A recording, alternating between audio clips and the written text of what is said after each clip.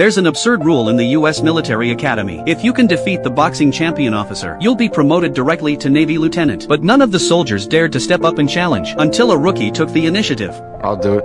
You're not in his weight class, you. I'll wear an extra t-shirt.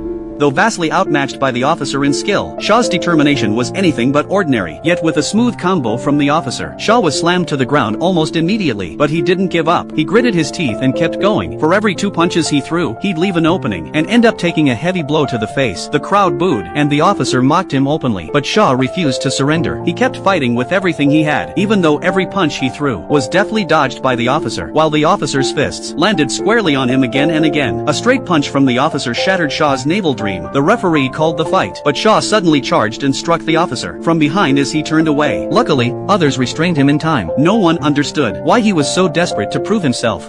After that, Shaw fell into a slump, wanting to drop out and return home to work as a ship repairman. His roommate told him to adjust his mindset, but Shaw just forced a smile in response. Once the thought of giving up takes hold, it lingers in the mind. The Naval Academy was a place most could only dream of. Only 1,000 out of 50,000 applicants were accepted. Shaw had applied persistently for 3 years before finally getting in, but now he suddenly realized that perhaps ordinary people could never break free from the cage of fate. He told his father about leaving, but unexpectedly, his father didn't stop him, and even helped him complete the entry formality. Shaw couldn't understand. What kind of father would want his own son to fail? You knew how bad I wanted to go to the academy. You never said anything.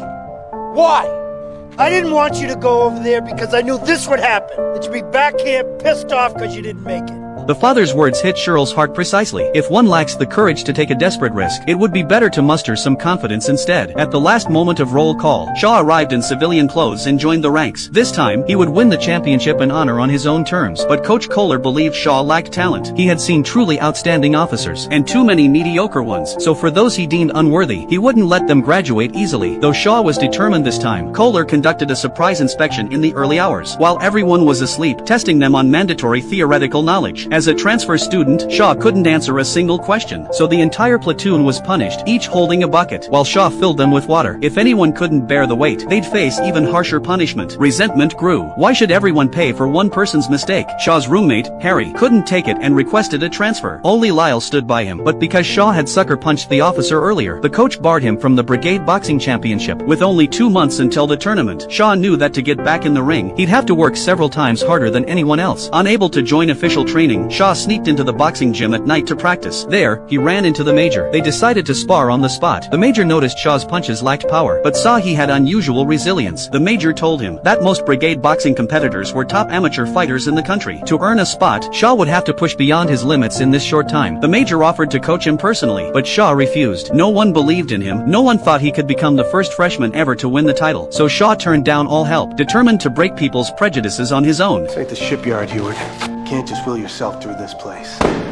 The major was right, but Shaw's pride wouldn't allow him to ask for help. Fortunately, upperclassman Mary noticed his struggle and volunteered to train with him. She first used a tennis ball tied to a string to test Shaw's reflexes, then tied his hands and made him dodge attacks using only footwork to gain muscle and reach Kohler's weight class. Shaw forced himself to eat a large lump of butter with every meal, but the academy food alone wasn't enough to help him gain weight. His roommate Lyle brought out his stash of high-calorie bars to help Shaw bulk up to 185 pounds. In return, Shaw trained with him for the fitness test. Because of his weight, Lyle had never passed the required standards. If he failed the final test, he'd risk expulsion. Shaw told him, to succeed, you have to build unwavering belief. He meant those words for himself as well. Though he couldn't train with his classmates, Shaw carefully observed their habits and techniques, quietly figuring out how to beat them, and practicing alone late at night. There's no instant success, only daily perseverance. When sweat and effort become forward momentum, you're already on the path to success. And so, Shaw pushed through intense physical training by day, and honed his boxing skills by night. Eventually, his punches became too fast to handle easily. Basic training no longer pushed him enough, so Mary used a tennis ball machine to sharpen his dodging reflexes at high speed. After some time, Shaw improved rapidly. Not only did his fitness soar, but his boxing skills reached a new level. The day for classifying body weights has arrived. Kohler weighed in at a staggering 197 pounds. His explosive power made him nearly unbeatable in that class. The coach scanned the room and asked if anyone else wanted to enter. No one stepped forward until Shaw walked in under everyone's skeptical gazes, confident, and asked to be weighed. The coach dismissed him at first. But anybody else?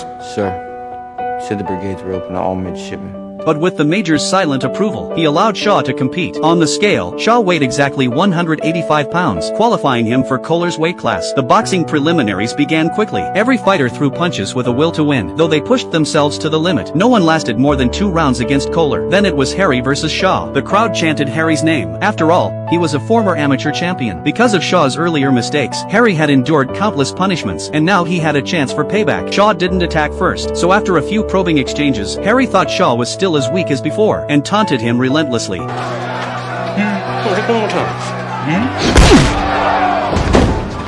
The crowd gasped. No one could have imagined that the guy who used to only take hits now needed just one punch to knock the so-called strongest contender to the floor. The count ended, and Shaw advanced to the semifinals. This made Kohler's fists itch with anticipation. That night, Kohler called all the male cadets for training, and deliberately quizzed Shaw on theory. Everyone expected to suffer again, but to their surprise, Shaw answered every question perfectly. During this time, he hadn't just focused on physical training. He'd also stayed up late studying theory, determined to become a qualified naval officer. In the semifinals, Shaw defeated his opponents one after another, earning the right to face Kohler in the final. Before the championship match, Shaw went to his father, hoping he'd witness the final bout. But his father refused, citing work commitments. Since his mother's passing, communication between him and his father had broken down. Watching Shaw walk away, his father seemed to realize something. Meanwhile, the final fitness test of the semester arrived. Kohler demanded completion in under 5 minutes, but Lyle's time was 5 minutes and 4 seconds, meaning he'd be expelled. Shaw pleaded for another chance for Lyle, but Kohler ignored him. No one could accept that a mere 4 seconds would destroy their future and dreams. Lyle was the pride of his entire hometown, but now he sank into deep self-doubt. His greatest fear was letting everyone down. Shaw tried to comfort him, but Lyle couldn't accept it, and pushed Shaw away. The weight became unbearable, constantly reminding him he was a failure. In the end, Lyle chose to end his life by jumping from a height. By the time Shaw reached him, he was barely breathing. When Shaw saw Kohler in the crowd, he couldn't control his rage and lunged at him. Others pulled them apart just in time, but even so, assaulting his superior had been witnessed by everyone. Perhaps he should have listened to his father from the start. Shaw decided to drop out before the disciplinary committee could rule, but unexpectedly, Kohler negotiated more time for him, postponing the hearing until after the final match. Kohler knew Shaw had prepared intensely for this fight. Both of them wanted a full-out battle. To their relief, Lyle woke up and had come to some realizations. He told Shaw, "In the boxing ring, you have 3 rounds to find yourself, but in life's arena, you only get 1 shot. Once you make a choice, there's no turning back." His words strengthened Shaw's resolve. The final match arrived as scheduled. The venue was packed with spectators, most there to see Shaw get knocked out, except for those who truly cared about him. It seemed like a hopelessly one-sided match, though Shaw barely met the weight requirement. Next to the powerful Kohler, he still looked like a lamb. As the starting bell rang, Shaw immediately got into stance, probing with careful attacks, but Kohler defended flawlessly while landing precise counters, each punch taking a toll on Shaw. Under immense pressure, Shaw soon lost his rhythm. Eager to attack, he forgot about defense, and gave Kohler openings to pummel him without mercy.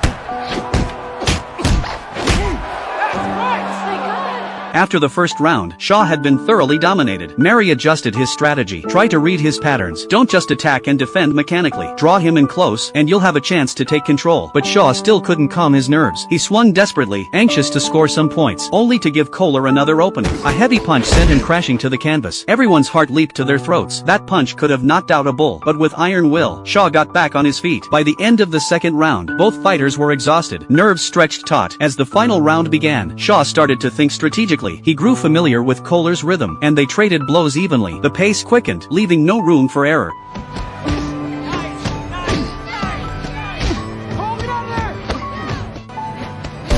A sharp right hook from Shaw drew gasps from the crowd. It was the first time Kohler had tasted real trouble. No one had ever made him look so vulnerable. Now it was about protecting honor and pride. With only 30 seconds left, Shaw fought fiercer than ever. He thought of the countless hours of sweat, Lyle's encouragement from the hospital bed, and all the mockery and frustration, transformed now into relentless strength.